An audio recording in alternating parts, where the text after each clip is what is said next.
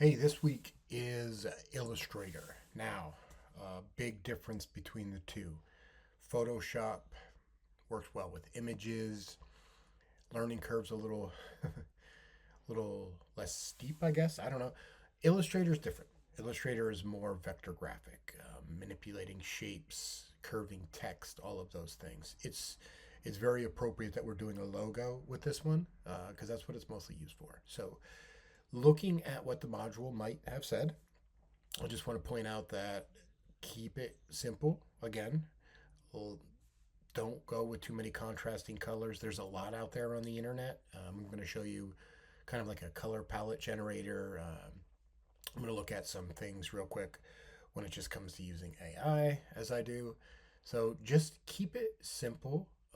Try to maybe, if for those of you who don't have whatever it says about an ed tech company or learning based, just do your name, right? That's your brand as well. So that could end up on LinkedIn somewhere, maybe on your banner. I don't know. But those are your options. And here's a rule of thumb when it comes to logo generation. How does it look on a polo, right? If you're thinking about being out there on a golf course and somebody's wearing your logo, does it look good on that shirt? Okay. Uh, Other advice, I don't know. Logos are crazy. So let's move on to part two of this and kind of see if we can get the creative juices flowing and go from there. Are on an Illustrator, and we will come back to this.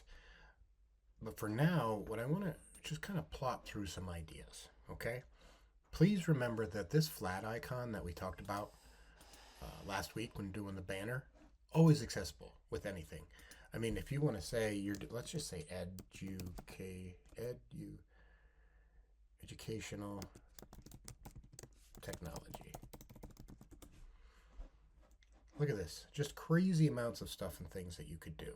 Okay, just grab one of these, make sure you give it the credit that the credit deserves, and go from there, right? So these are just some neat things if you want to use this as part of your logo, like maybe plop something like this over top of a few spheres or something. It's just an option, okay? So just think about that. You don't have to do these things from scratch. Use the internet at your disposal.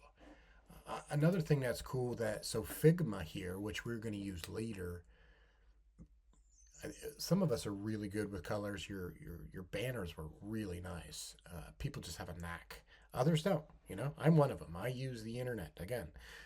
So Figma has this color palette generator where you can scroll through here, and I'm just going to click on random palette. So look at these colors. Fantastic. Very ice creamy.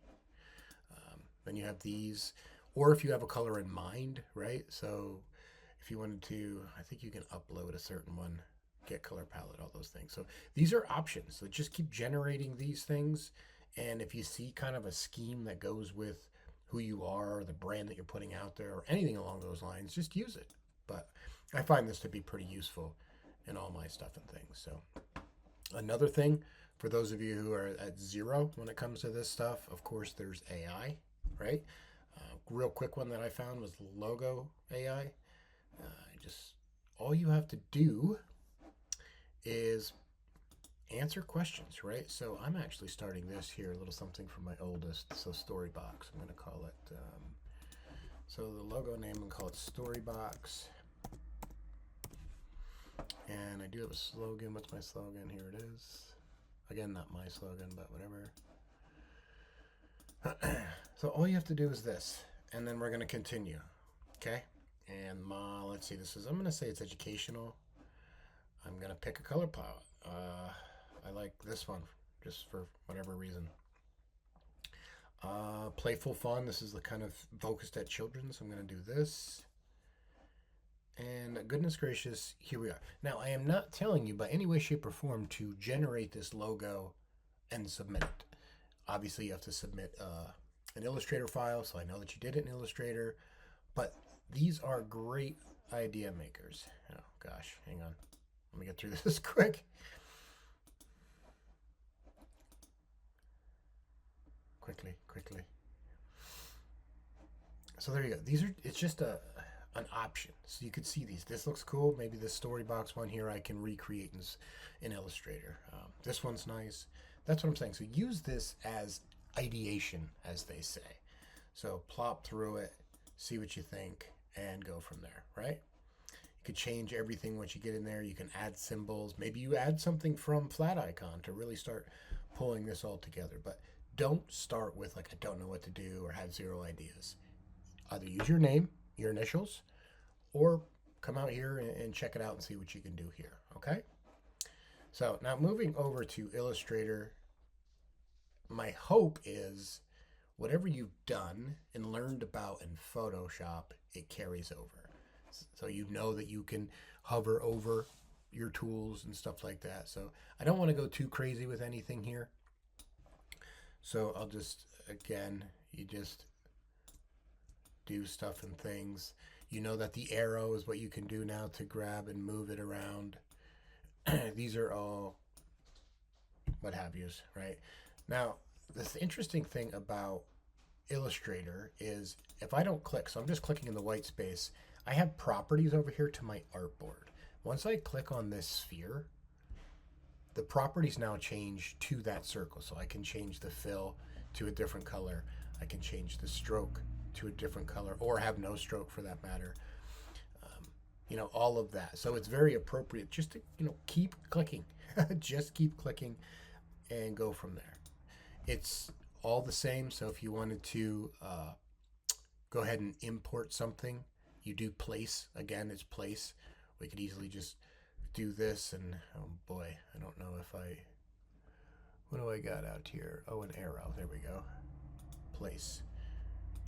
There you go. It just places it right on there. I don't know what we're doing here, but we're working on a logo.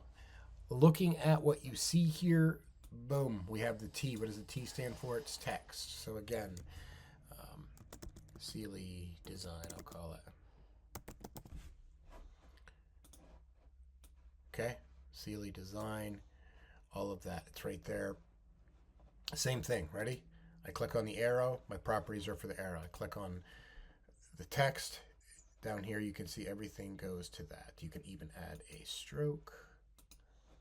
Ooh, pretty big considering. But what have you. There you go. So very simple. Use shapes, import pictures like I did. It's just place it on and then export it. You're going to want to export this thing as a PNG, no background, right? So we don't want this white space as part of the logo, meaning the one that ends up on a polo, but you do want to have it as your dash here. So there you have it. Really quick, but hopefully that gets you to where you need to be.